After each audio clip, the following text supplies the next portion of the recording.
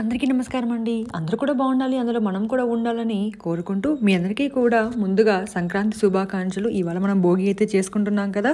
భోగికి సంబంధించిన అన్ని వివరాలు వీడియోస్ నిన్ననే ఆల్రెడీ పోస్ట్ చేశాను. ఈరోజు శివముక్కోటి అని కూడా చెప్పాను కదా. ఒకవేళ మీరు ఆ వీడియో చూడలేకపోయింటే ఒకసారి చూడండి. ఈరోజు శివముక్కోటి కాబట్టి తప్పకుండా శివ ఆరాధన చేయండి. దాంతోపాటుగా జనవరి 14 మకర సంక్రాంతి చాలా విశేషమైంది. అది కూడా ఇవాళ తెలుసుకుందాం. ఒక్కసారి మీకు ఏమైనా జీవితంలో మార్పు, అలాగే ఏదైనా కష్టాలు, ప్రేమ, పెళ్లి, ఉద్యోగం, రాజకీయం, విదేశీయానం, ఇంకా వాస్తు పరంగా ఏవైనా ఇబ్బందులు, వశీకరణ శక్తులు అలాంటివి కావాలంటే, లేకపోతే ఇంకా ఏమైనా ఇబ్బందులు మిమ్మల్ని చాలామంది ఏడిపిస్తున్నారు, వాళ్ళ నుంచి మనం దూరం అవ్వాలి, లేకుంటే వాళ్ళ నుంచి మనము ఇబ్బందులు పడకుండా ఉండాలి, ఎటువంటి సమస్యకైనా ఒకసారి గురువుగారికి కాల్ చేయండి. నమ్మకంతో అన్నీ కూడా మీకు నెరవేరుతాయి. మామూలుగా సంక్రాంతి అంటే ఇంటి ముందు ముగ్గులు, అలాగే గొబ్బిళ్ళు, దాంతోపాటుగా కొత్త బట్టలు, పిండి వంటలు చేస్తాం. దాంతోపాటుగా చాలామందికి తెలియనిది ఇవాళ నేను చెప్తానండి. తెలిసింటే చాలా సంతోషం. మీరు దైవాత్మికంగా ఇంత గొప్పగా ఉన్నందుకు. ప్రకృతిలో దైవపరంగా ఎన్నో మార్పులు వస్తాయి. సూర్యుడు ధనుసు రాశి నుంచి మకర రాశిలోకి సంక్రమణం చెందుతాడు. అంటే ఇప్పటి వరకు మనకు ధనుర్మాసం అనేది ఉంటుంది. ఆ తర్వాత నుంచి మకర రాశిలోకి సంక్రమణం జరుగుతుంది. అది కూడా పుష్యమాసంలో ఉంటుంది.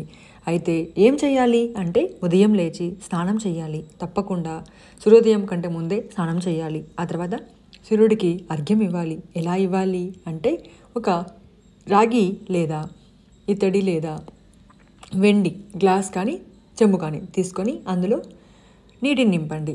దాని తర్వాత కుంకుమ, ఎర్ర కుంకుమ, ఎర్రటి అక్షింతలు, ఒక ఎర్ర పువ్వు, కొద్దిగా బెల్లాన్ని చేర్చి సూర్యుడికి సమర్పించి, దేవుడా అంతా బాగుండాలి, ఆరోగ్యం బాగుండాలి, ఐశ్వర్యం ఇవ్వాలి, ఇలా ఏవైనా మీకు ఏమైనా ఇబ్బందులు ఉంటే, మ్యారేజ్ అవ్వాలి, పిల్లలు పుట్టాలి, ఇలా ఏ ఉన్నా కూడా మీరు సూర్యుడికి చూపించి వాటిని తులసి చెట్టుకు కానీ లేకుంటే ఏదైనా ఒక పచ్చని చెట్టుకు కానీ పోయండి. అది చంద్రార్ఘ్యం అనమాట. ఆ తర్వాత మీకు ఏం చేయాలి అంటే వీలైతే ఎల్లో లేదా వైట్ బట్టలు వేసుకోవడానికి ట్రై చేయండి. ఈ రోజున విష్ణు సహస్రనామ పారాయణ, విష్ణు సహస్రనామ పూజ, వెంకటేశ్వర స్వామి ఆరాధన చాలా మంచిది. సంక్రాంతికి చాలామంది పెద్దలకి బట్టలు పెడతాం. అలాంటివి ఈ రోజున చేసుకుంటే చాలా మంచిది.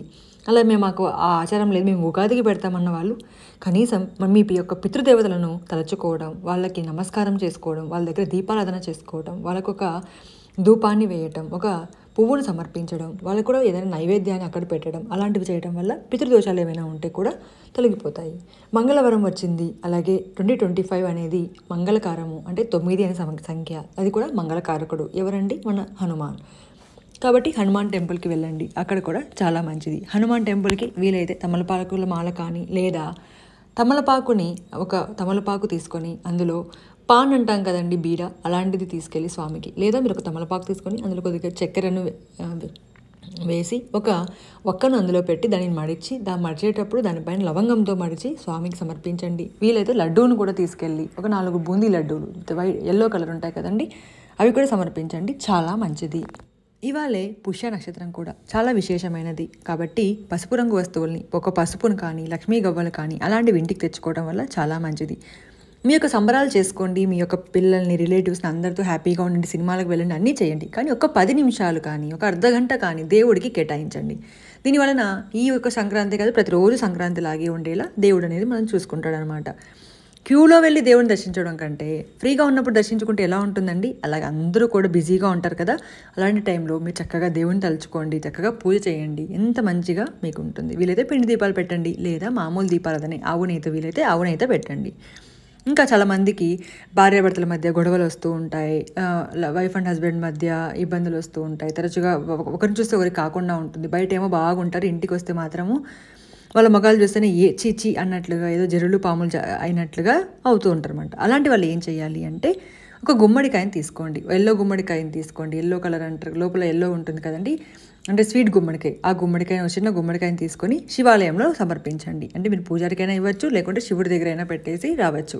ఇలా చేయడం వల్ల రిలేషన్షిప్స్లలో మంచి మార్పులు వస్తాయన్నమాట. ఎందుకు? పుష్య నక్షత్రం వచ్చింది, ఎల్లో కలర్ అనేది ఉంది కాబట్టి గురుబలం అనేది పెరుగుతుంది. గురుబలం బాగుంటే రిలేషన్షిప్స్ కానీ లేకపోతే పిల్లల మధ్య సంపదలు, అలాగే ఇబ్బందులు అన్నీ కూడా తొలగిపోతాయి అన్నమాట. ఇలా చేయండి, అందరూ కూడా బాగుంటుంది. సూర్యభగవాను అలా అర్ఘ్యం ఇస్తూ 43 రోజుల పాటు మీరు ప్రతిరోజు చేశారనుకోండి, ఆడవాళ్ళు అయితే ఆ పీరియడ్లో తప్ప మిగిలిన రోజులు ప్రతిరోజు చేశారనుకోండి, జీవితంలో మంచి మార్పు వస్తుంది. మనకు కనిపించే ప్రత్యక్ష దైవం సూర్యభగవానుడు కదా. కాబట్టి ఈ రోజున తప్పకుండా అర్ఘ్యం ఇవ్వడానికి ట్రై చేయండి. అర్ఘ్యం ఎలా ఇవ్వాలి అన్నది నేను నా షార్ట్స్లో పెడతాను. దాంతోపాటుగా మీకు ఇన్స్టాగ్రామ్లో కూడా నేను పోస్ట్ చేస్తాను. ఇంత మంచి ఆపర్చునిటీని ఎవరూ వదులుకోకూడదు. ఎందుకంటే మంగళవారం, దాంతోపాటుగా హనుమానికి సంబంధించినది, మంగళకరం, పుష్య నక్షత్రం, శివుడికి సంబంధించినది, దాంతోపాటుగా పౌర్ణమి తర్వాత పౌర్ణమి వెళ్ళినది. మనకు ధనుసు రాశిలోకి నుంచి మకర రాశిలోకి సంక్రమణం జరిగింది. ముఖ్యంగా ఉత్తరాయణం స్టార్ట్ అవుతుంది, అంటే దేవతల కాలం అన్నమాట. ఉత్తరాయణం అనేది ఈరోజే స్టార్ట్ అవుతుంది. దక్షిణాయనం నుంచి ఉత్తరాయణంకి స్టార్ట్ అవుతుంది. ఇలా చక్కగా మీరు స్వామిని పూజించుకోవాలని కోరుకుంటున్నాను. ఈ వీడియోని అందరూ కూడా షేర్ చేయండి. అలాగే మరిన్ని మంచి విశేషమైన ఆధ్యాత్మిక వీడియోస్ కోసం మన ఛానల్ని తప్పకుండా సబ్స్క్రైబ్ చేయాలని కోరుకుంటున్నాను. సర్వేజన సుఖినో భవంతు.